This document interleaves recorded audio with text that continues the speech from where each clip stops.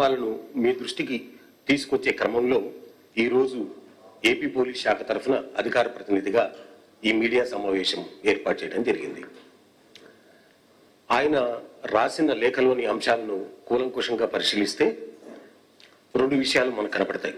ఒకటి, కడప మాజీ MP Shri YS Vivekananda Reddy గారి హత్య కేసుకు సంబంధించిన కీలక సమాచారాన్ని తాను సిఐడి సిట్ అధికారులకు అందజేసినట్టు, అయితే అట్టి కీలక సమాచారం ఏ మేరకు వినియోగించుకున్నారో తనకు తెలియదని ఒక అంశాన్ని, రెండవ అంశం ఈ హత్య కేసుకు సంబంధించి తన వద్ద ఉన్న సమాచారాన్ని అందజేస్తానని CBI joint director NM Singh గారికి ఫోన్ ద్వారా 2 సార్లు తెలియజేసినప్పటికీ సంవత్సర కాలంగా వాళ్ళు సరైన విధంగా స్పందించలేదని, డీజీ స్థాయి అధికారి కేసు దర్యాప్తులో సమాచారం ఇస్తానన్నప్పటికీ సముఖత చూపలేకపోవటం శోచనీయమని సిబిఐ అధికారులు కూడా తప్పుపట్టారు. అయితే వారు పేర్కొన్న అంశాలలో అసలు వాస్తవాలు ఏంటో మనం చూద్దాం. ఎంపీ వైఎస్ వివేకానంద రెడ్డి గారి హత్య మార్చి 14 అర్ధరాత్రి 15 తెల్లారుజామున మధ్యలో జరిగింది. అయితే అప్పటి ఇంటెలిజెన్స్ చీఫ్ గా ఉన్న ఏబి వెంకటేశ్వరరావు గారు సమాచారం అందుకున్న మరుక్షణం నుంచి స్థానిక పోలీసులు, CID, SIT, intelligence, counter intelligence విభాగాల అధికారులకు అప్పటి డీజీతో కలిసి అనుక్షణం ఆదేశాలు జారీ చేస్తూ దర్యాప్తు మొత్తం ఆయన కన్సర్న్లోనే జరిగిన విషయం మీ అందరికీ తెలిసిందే. హత్యానంతరం మార్చి 31 వరకు దాదాపు 17 రోజుల పాటు ఆయన ఇంటెలిజెన్స్ చీఫ్ గా కొనసాగారు.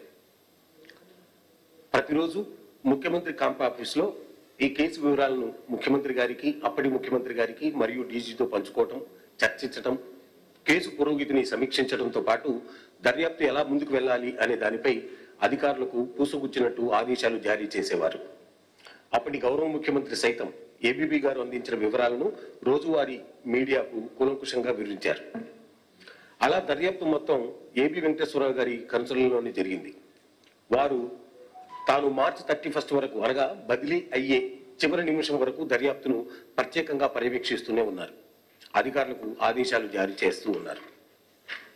వారి అట్టి పరిస్థితుల్లో తను ఇచ్చిన కీలక సమాచారాన్ని సిట్ లేదా సిఐడి ఏ మేరకు ఉపయోగించుకుందో అనే సందేహాన్ని వెలిబుచ్చటం ఆశ్చర్యంగా ఉంది, హాస్యాస్పదంగా ఉంది. ఏదైనా కీలక సమాచారం ఉన్నా వారు ఆ సమాచారాన్ని అప్పుడే సెట్టుకు ఎందుకు ఇవ్వలేదో వారే తెలియజేయాలి. హత్య జరిగిన తర్వాత కూడా ఆ ప్రభుత్వమే 3 నెలలు అధికారంలో ఉంది.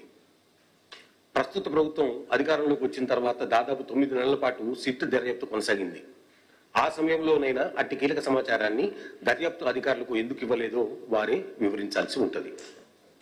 నిజానికి వారు వివేకానంద రెడ్డి హత్య జరిగిన మొదటి నుంచి వాస్తవాలను బయటికి తీసే విషయాన్ని పక్కన పెట్టి ప్రస్తుత గౌరవ ముఖ్యమంత్రి జగన్మోహన్ రెడ్డి గారి కుటుంబ సభ్యులను, బంధువులను అరెస్ట్ చేయమని అప్పటి ఎస్పీకి, ఇతర అధికారులకు ఆదేశాలు జారీ చేసిన మాట వాస్తవమా కాదా చెప్పాలి.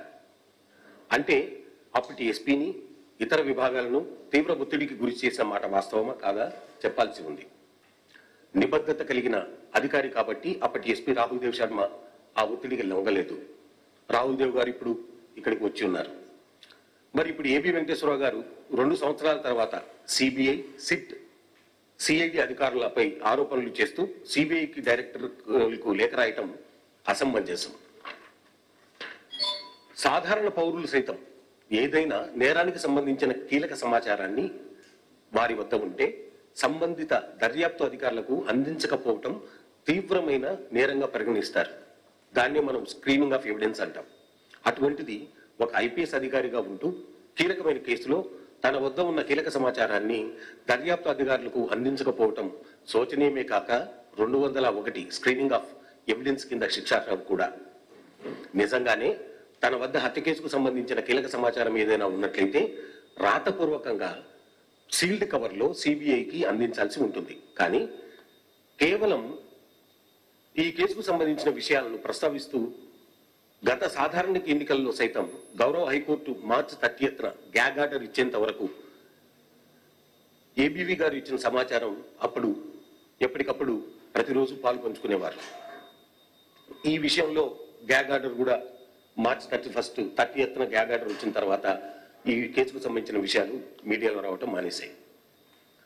అది ఒక విషయం అయితే, రెండో విషయం రక్షణ పరికరాల కొనుగోలు వ్యవహారంలో అవకతవకలకు పాల్పడిన ఆరోపణలపై ఏబీబీ గారు సస్పెన్షన్ గురయ్యారు. ఆ కేసులో ఏబీబీ గారు పై కమిషనర్ ఆఫ్ ఎంక్వైరీ ఇటీవల కాలంలో 15 రోజుల పాటు విచారణ చేసిన విషయం మీ అందరికీ తెలుసు. అయితే వారు కమిషన్ ఆఫ్ ఎంక్వైరీస్ వారికి రిటర్న్ స్టేట్మెంట్ ఆఫ్ డిఫెన్స్ సమర్పించిన వెంటనే అందులోని వివరాలను మీడియాకు వెల్లడించడం, సామాజిక మాధ్యమాల్లో పెట్టడం, స్టేట్మెంట్లో పొందుపరిచిన వివరాలను ప్రజలకు బహిర్గతం చేయటం ఒక ఐపీఎస్ అధికారిగా సమంజసం కాదు. వారు ఈ క్రమంలో రాష్ట్రంలోని చాలా మంది ఐఏఎస్ ఐపీఎస్ అధికారులపైన పలు తప్పుడు ఆరోపణలు చేశారు. చీఫ్ సెక్రటరీకి ఆ విషయంలో లేఖ రాయడంతో పాటు తాను చేస్తున్న ఆరోపణలపై సిబిఐ ఎంక్వైరీ కూడా కోరారు. ఆ విషయాన్ని మరలా ప్రజలకు కూడా బహిర్గతం చేశారు. అయితే ఈ లేఖలో పేర్కొన్న ఆరోపణలు పరిశీలించిన అనంతరం వారు చేసిన ఆరోపణలు నిరాధారమని మరియు తప్పుడు ఆరోపణలని రూఢీ అయ్యాయి కాబట్టి, అయినా వారికి ఇంకేమన్నా అనుమానాలు ఉంటే పద్ధతి ప్రకారం ప్రొసీజర్ మేరకు సంబంధిత అధికారులతో నివృత్తి చేసుకోవాలి తప్ప ఇలా సహచర అధికారులపైన బహిర్గతంగా ఆరోపణలు చేయటం సమంజసం కాదు. దీనిని తీవ్రంగా పరిగణిస్తున్నాం. ఇది ఖండించదగ్గ విషయం. అంతేకాకుండా ప్రభుత్వం పైన, ప్రజాప్రతినిధులపైన బహిరంగంగా లేనిపోని ఆరోపణలు గుప్పించడం all India service conduct rules ప్రకారం మిస్కాండక్ట్ కిందకి వస్తుంది. విజ్ఞతతో ఆయన ఈ విషయాలను గమనించవలసిందిగా కోరుతున్నాం.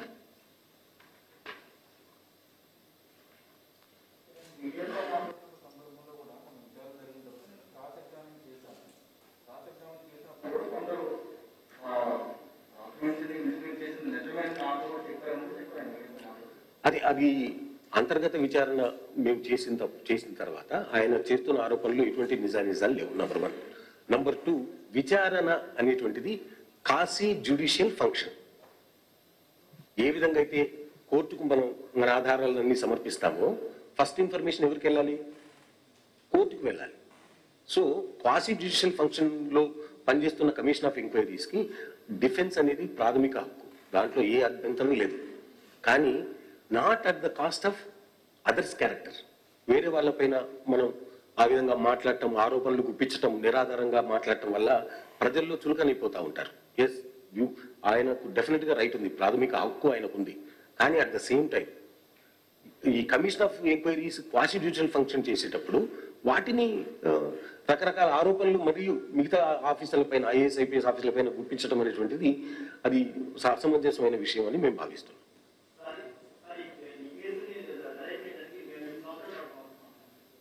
అంటే ఒకటి rumour, information, intelligence and investigation, వీటిలో చాలా తేడాలు ఉన్నాయి. వినిపిస్తుంది అనేది ఒకటి, అది కొంత సమాచారం అంటే ఆ ఇన్ఫర్మేషన్ లో కొంత వాస్తవం కూడా ఉంటది. ఇంటెలిజెన్స్ అనేటువంటిది ఈ సమగ్రమైన సమాచారంతో ఒక ఊహకు రావటం ఇంటెలిజెన్స్ అంటాం. ఎంక్వైరీ అనేది ఎటువంటిది? బియాండ్ రీజనబుల్ డౌట్ ఎంక్వైరీలో ఉండదు. ఇన్వెస్టిగేషన్కి వచ్చేసరికి it has to B beyond reasonable doubt with sufficient evidence attached to it. So CBI అయినా, సిఐడి అయినా, సిట్ అయినా, లోకల్ పోలీస్ అయినా ఇన్వెస్టిగేషన్ చేస్తారు తప్ప ఎంక్వైరీ చేయరు. ఎంక్వైరీలో ఏంటంటే ప్రిపాండరెన్స్ ఆఫ్ ప్రాబబిలిటీ, అంటే ఈ విధంగా జరిగిందొచ్చేమో అనేది ఎంక్వైరీ కిందకి వస్తుంది.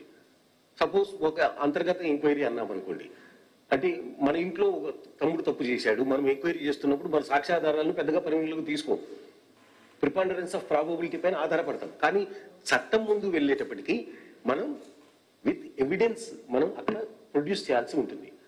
ఆ క్రమంలో we cannot influence any investigation agency. It has to collect evidence and prove beyond reasonable doubt. అందువల్ల సిబిఐ లాంటి ప్రీమియర్ సంస్థ కూడా టైం పడుతుంది. మనం ఆల్రెడీ మన దగ్గర 3 నెలలు, ఆ తర్వాత 9 నెలలు, సంవత్సర కాలం పాటు మన దగ్గర ఉంది. నెక్స్ట్ సంవత్సరం సిబిఐకి వెళ్ళింది. కాబట్టి ఇన్వెస్టిగేషన్ చేసేటప్పుడు మనకు ఇటువంటి అవరోధాలు ఉంటాయి. కాబట్టి వాటికి ఇంకోటి ఏంటంటే ఇన్వెస్టిగేషన్ కి టైం పీరియడ్ ఆపాదించలేము. ఎందుకంటే it has to be come forward with lot of evidence attached to it. అది నేను చెప్పదలుచుకున్నాను.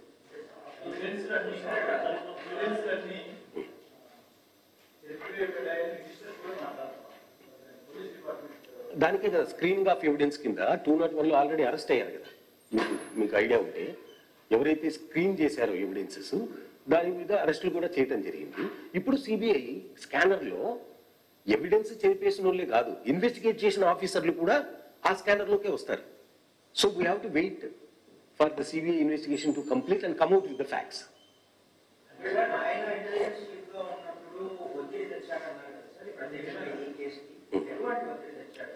Rahul will answer.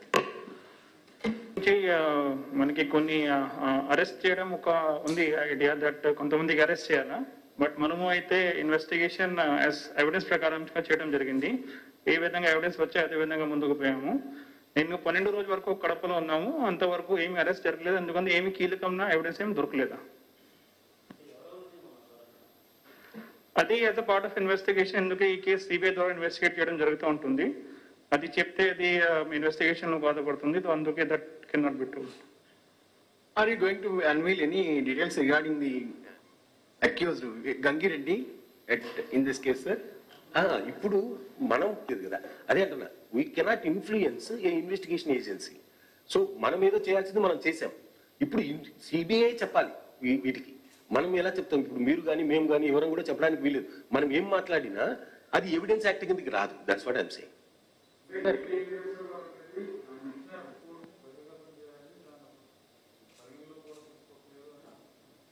అదే అంటున్నా, ఆయనే ఉన్నారు కదా సారే. ఇన్నాళ్ళ పాటు 3 నెలలు సార్ కన్సర్న్లో జరిగింది. ఇప్పుడు మీ అందరికీ తెలుసు, ఒకటి ఏదన్నా ఒక కాగ్నిజబుల్ అఫెన్స్ జరిగిన వెంటనే ఎవరైతే పర్యవేక్షిస్తున్నారో 15 రోజుల టైం ఆయన పర్యవేక్షించారు, పర్సనల్ గా ఆయన పర్యవేక్షించారు. ఆ టైంలో ఆయన దగ్గర ఉన్న కీలక సమాచారాన్ని డెఫినెట్ గా పంచుకోయింటే రాతపూర్వకంగా అది ఆయనే చెప్పాలి. రాతపూర్వకంగా పంచుకున్నారా లేక ఏ విధంగా గైడ్ చేశారు ఇన్వెస్టిగేషన్ అనేది. ఆయన నిరంతరం మీ అందరికీ కూడా తెలుసు, ప్రెస్ లో కూడా చాలా రకాల కథనాలు వచ్చేటివి. సో ఆయన పర్సనల్ గా ఉన్నారు, పర్యవేక్షించారు ఆయన. ఆ తర్వాత కూడా 3 నెలలు అదే ప్రభుత్వం అధికారంలో కొనసాగింది. అప్పుడు తర్వాత ప్రభుత్వం మారిన తర్వాత 6 నెలల పాటు 9 నెలల 6 నెలలు కొనసాగింది, సిట్ దర్యాప్తులోనే కొనసాగింది. ఆ టైంలో లేని సమాచారం ఆయన ఏమన్నారు, సందేహించారు. నేను ఇచ్చిన సమాచారం వాడుకున్నారో లేదో. ఇప్పుడు నేనేమంటున్నానంటే ఇప్పుడు మీ దగ్గర ఉన్న సమాచారాన్ని సిబిఐకి సీల్ కవర్ ద్వారా పంపించవచ్చు, అంతే కదా. ఇప్పుడు మీ దగ్గర ఉన్న ఫ్యాక్ట్స్ ఏమన్నా కూడా, కీలక సమాచారం ఏదున్నా కూడా మీరు సిబిఐకి సీల్ కవర్. ఈ రోజుల్లో ఉన్నటువంటి టెక్నాలజీ ఏంటి? మెయిల్ ద్వారా పంపొచ్చు, వాట్సాప్ ద్వారా పంపొచ్చు, లెటర్ ద్వారా పంపొచ్చు, రిజిస్టర్ పోస్ట్ ద్వారా పంపొచ్చు, ఎన్నో రకాల మార్గాలు ఉన్నాయి. కానీ వాటిని ఆయన మీడియా ముఖంగా బయటకు వచ్చారు. ఇప్పుడు చెప్తున్నారు 2 సంవత్సరాలు, గత సంవత్సర కాలంగా సిబిఐలో ఉంది ఆ కేసు. అప్పుడు మాట్లాడలేదు ఆయన, ఇప్పుడు మాట్లాడారు. అది మీ దృష్టికి తీసుకొస్తున్నారు.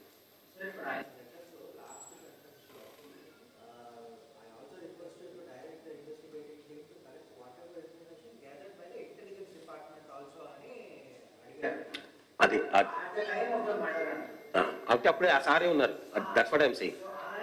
ఆ సిట్ కానీ అదే ఆయన ఆ టైంలో ఇచ్చిన సమాచారమే కాకుండా ఆ సమాచారానికి సంబంధించి 9 నెలల ఇన్వెస్టిగేషన్ జరిగింది, 3 నెలల ఇన్వెస్టిగేషన్ జరిగింది. అది కాక ఇంకా ఏమైనా ఆధారాలు ఉన్నా కూడా సారు డైరెక్ట్ గా సిబిఐకి సీల్ కదా. ఇప్పుడు ప్రెస్ లో కూడా ఒక సంఘటనకు సంబంధించి ఏ సమాచారం ఉన్నా మీరు సార్ ఇలా అనుకుంటున్నారు లేదా ఇలా జరుగుతుందంట అని ఎన్నిసార్లు మనం పాల్పంచుకోం? చాలా సార్లు. కామన్ మ్యాన్ కూడా నేనేమంటానంటే ఒక సిటిజన్ గా కాగ్నిజబుల్ అఫెన్స్ కు సంబంధించి ఈవెన్ కమిషన్ గోయింగ్ అంటే కాగ్నిజబుల్ అఫెన్స్ జరుగుతుందన్న సమాచారం కూడా సిటిజన్ ఇవ్వాల్సి ఉంటుంది. అది బాధ్యతలాగా ఉంటుంది. మన దగ్గర ఉండి సమాచారం ఉండి చెప్పలేకపోవటం కానీ, సమాచారం ఉండి సంవత్సర కాలంగా ఆయన సిబిఐతో ఈ రోజు టెక్నాలజీ ఇంత రెవల్యూషన్ లో ఉన్న టైంలో ఆయన పాలు పంచుకోలేదు కదా సంవత్సర కాలంగా. మీరే వచ్చి నా దగ్గర తీసుకోండి అంటున్నారు కదా. ఇంకొకటి ఏంటంటే సారు డీజీ అఫీషియల్ కెపాసిటీలో మాట్లాడుతున్నారు, not on personal capacity. Official కెపాసిటీలో మాట్లాడేటప్పుడు, ఛార్జ్ ఇచ్చేటప్పుడు అఫీషియల్ గా నీకున్న ప్రతి information you have to transfer.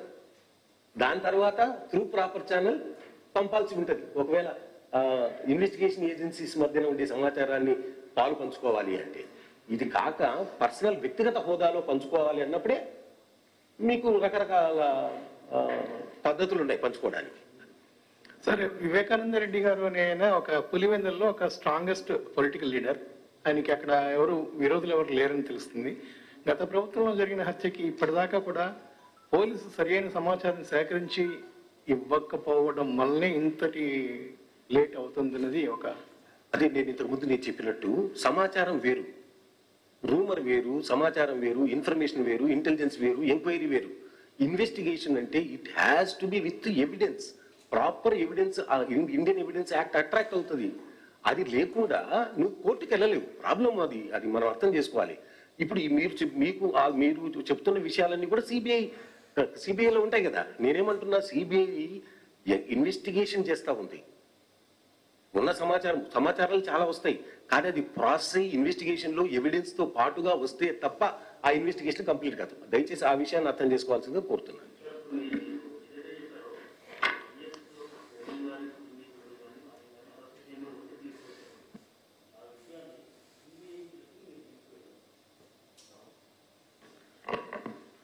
నుంచి కాదు, సిబిఐ నుంచి ఆల్రెడీ మన సెట్ ద్వారా ఎంక్వైరీ చేయడం జరిగింది. ఏమేం మనకి అందులో లీడ్స్ వచ్చాయి, 5 లీడ్స్ వచ్చాయి. ప్రతి లీడ్ మీద టీం పెట్టి ఎంక్వైరీ చేయడం జరిగింది. ఆ రిపోర్ట్ మళ్ళా సెట్ ద్వారా సిబిఐకి ఆల్రెడీ ఇవ్వడం జరిగింది. సో సిబిఐ ద్వారా విచారించడం చేయడం జరుగుతూ ఉంటుంది.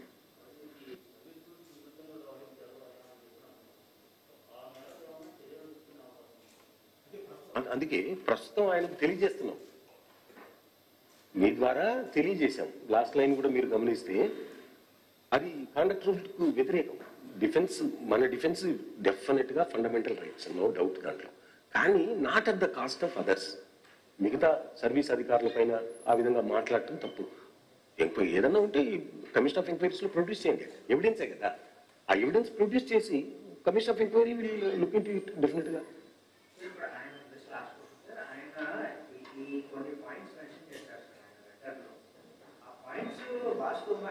ఈ లెటర్ ఏదైతే వచ్చిందో దీంట్లో ఆ కేసుకు సంబంధించిన అనుమానాలు ప్రజల్లో ఉన్నాయి. ఇప్పుడు ఆయన ఒక హెడ్ కానిస్టేబుల్ ఓంకార్ చదివారు, అది కూడా ఆన్సర్ చేస్తాడు రాహుల్ ఆన్సర్.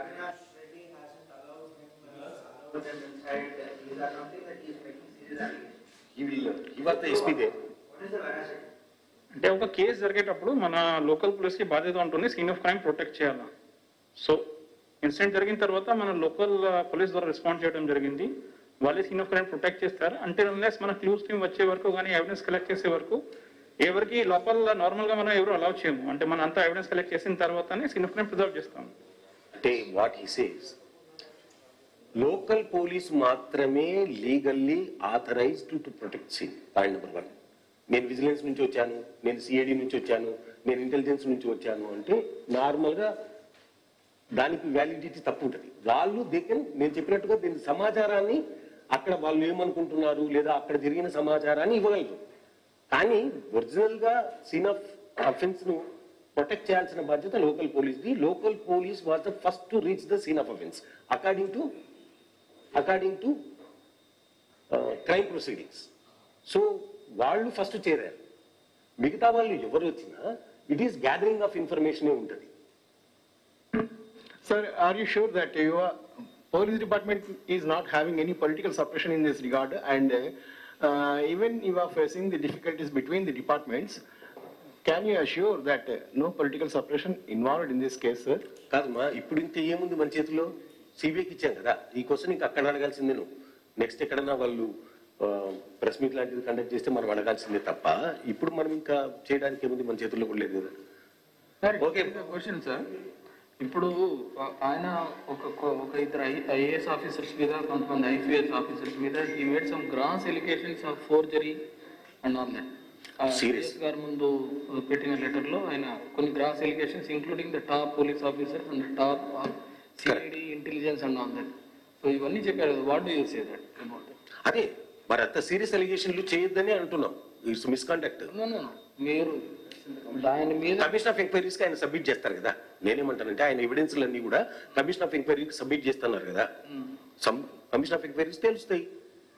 మా అంతర్గత సమాచారం మేరకు మేము చేసుకున్న ఎంక్వైరీ మేరకు అటువంటివి లేవు, నిరాధారమైన ఆరోపణలు.